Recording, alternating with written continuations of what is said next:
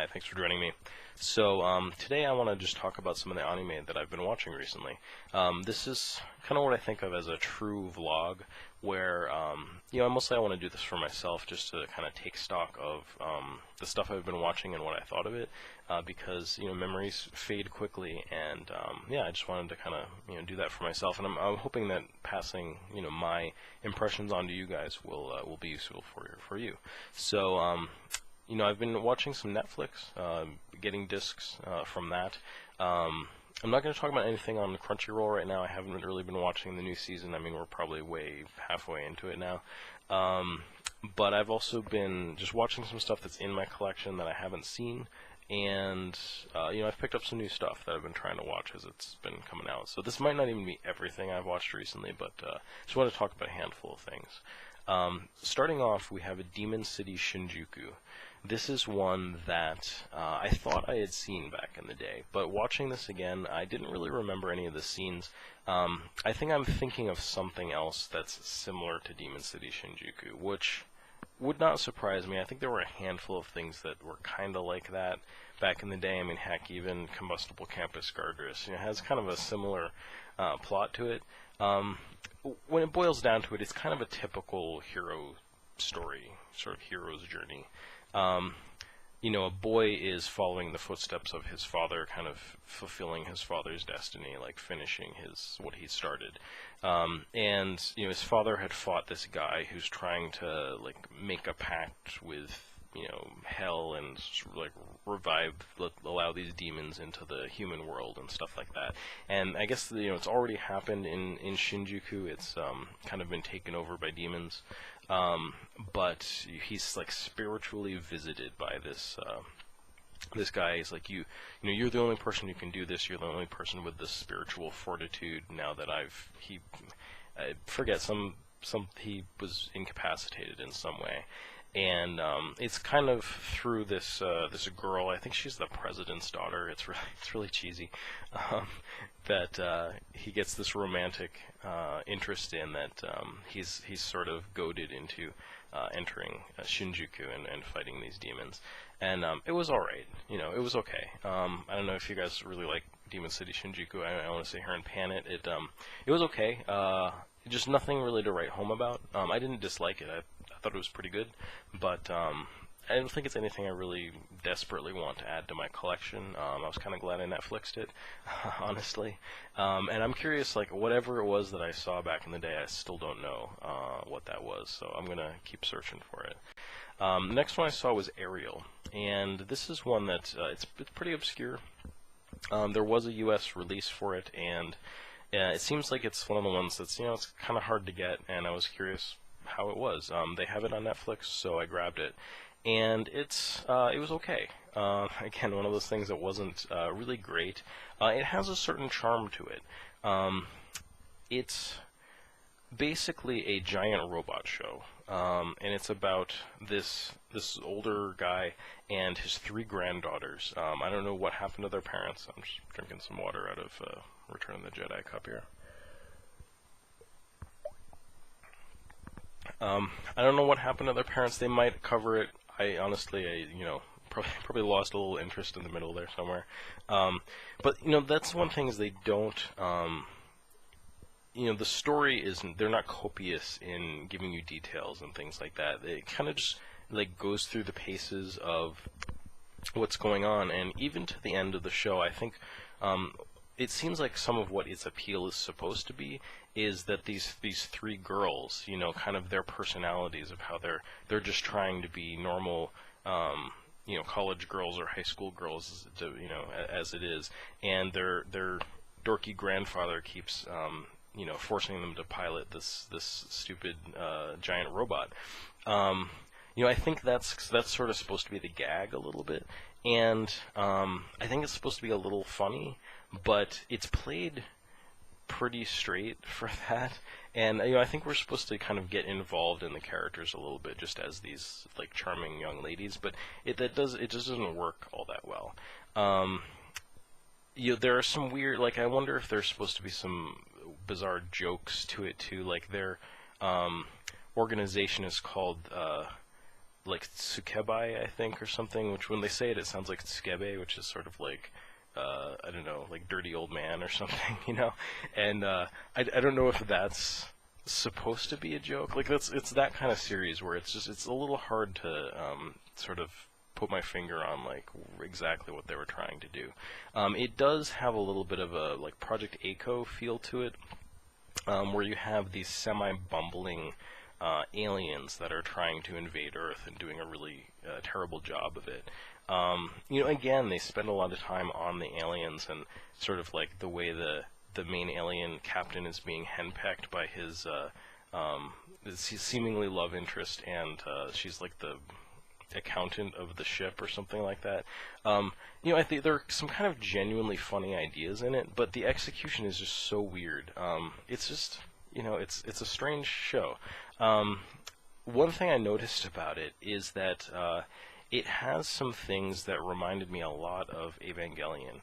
Not in, most of what you think about Evangelion, but just the details, like kind of the way, I think it's Tokyo 3 in Evangelion looks, like kind of all of the, like, piloting the robot dialogue and stuff like that, where it's like, okay, so-and-so is in position, and we're ready to launch, and, just that whole flow, even some of, like, the shots and stuff like that, the way that they do it, it almost felt to me like staff from Ariel worked on Evangelion. That kind of thing. I haven't looked that up. That's completely insubstantiated. But anyway, it's like a handful of OAVs. I forget if it was maybe 3, and it was just all right. Definitely glad I didn't pick it up.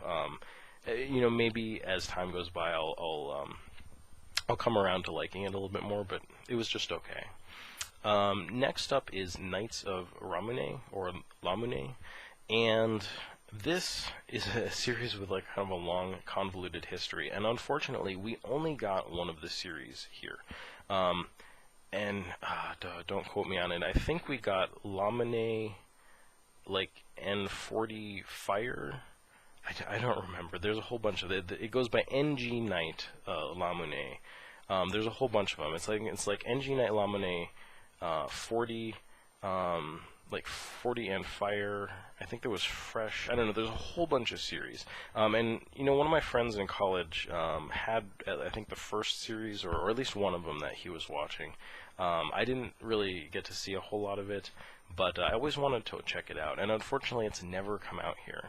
Never come out in the U.S. I don't know if there are really good ways to see it. I'd like to check out more of the series and see what they're like, because Knights of Ramune, it's gosh, it's a little hard to talk about, I guess. It's hard because I liked it, but there are a number of things about it that are like possibly reprehensible in some way that I'm kind of like, why did I like this so much? It's essentially gosh, what would you even call it?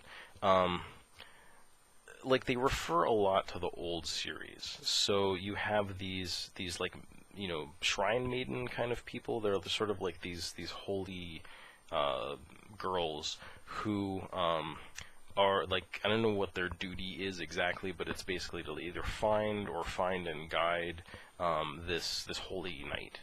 And so they think that they found it, and they go to find him, and like, he's this horrible jerk. Like, there's tons and tons of fan service in this too. It's just like rampant nudity, and just like, it's gosh, it's not like, I've seen other things that are more like, what the heck is going on, even than this, but anyway, it's sort of full of fan service. Which on some level, I guess, if you just kind of like appreciate it for that, like, it's kind of fun in a way. And but also, like, I can't even tell you like how misogynistic like the sort of the main character is. He's not really the main character. I think it's really obvious that they paint him as a villain. He's like Darth Vader. He was supposed to be the knight of Lamine, and he's not. And something about it, like it kind of sucks you in, and I think that even that whole dynamic with that is way more interesting and kind of deep than I was expecting it to be. By the time you get to the last, again, I forget how many OAVs it is, maybe like 4 or 6 in one disc.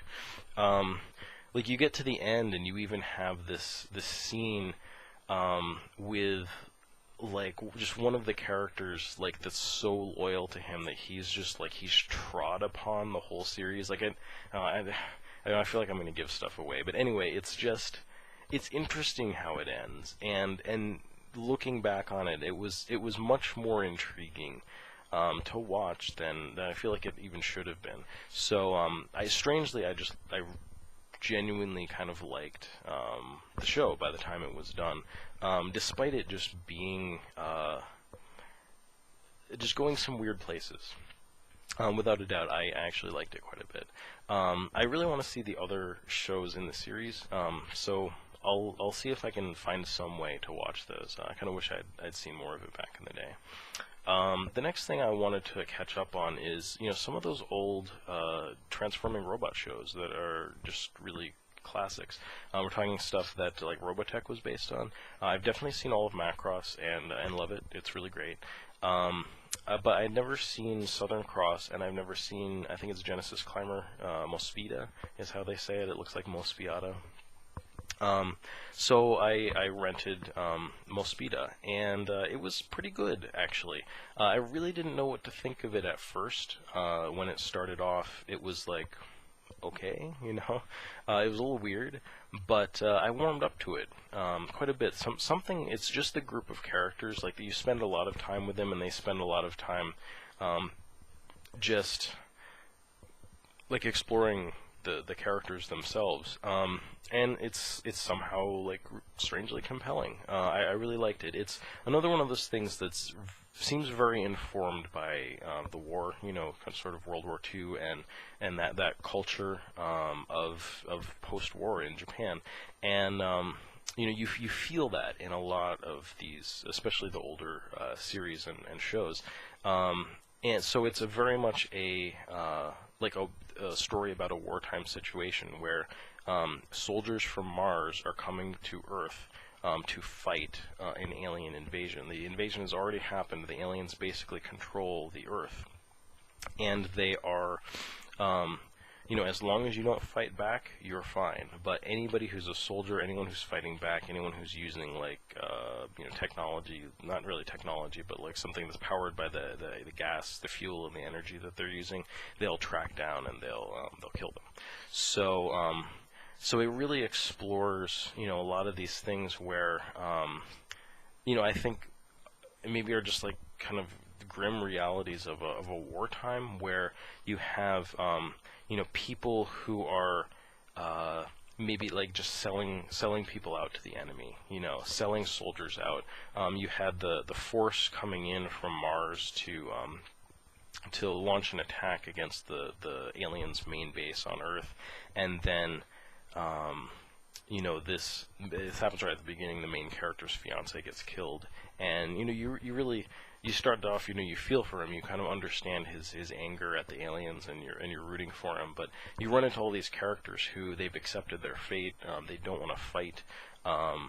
People are selling people out to the enemies. You have soldiers who have turned sides and stuff like that. But it's all sort of framed in this.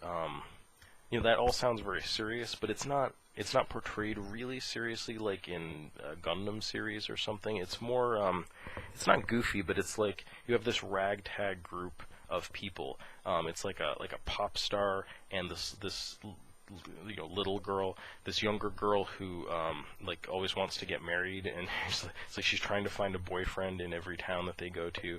And then you have this like sulky, like a delinquent motorcycle riding girl character and stuff. And I don't know, they go around and they're following this soldier who really is trying to do his duty and defeat the enemy. And it's strangely compelling. I really liked the series by the time I finished it up, and it had suitably kind of cheesy and satisfying conclusion, and it has some fun science fiction elements to it too. I kind of like, just sort of the things that they do with, I don't know, just the way that the Earth might be at the time, and the ways that the aliens are kind of performing experiments to learn more about humanity and Earth's history and stuff. It's just a fun series. I actually ended up liking it quite a bit.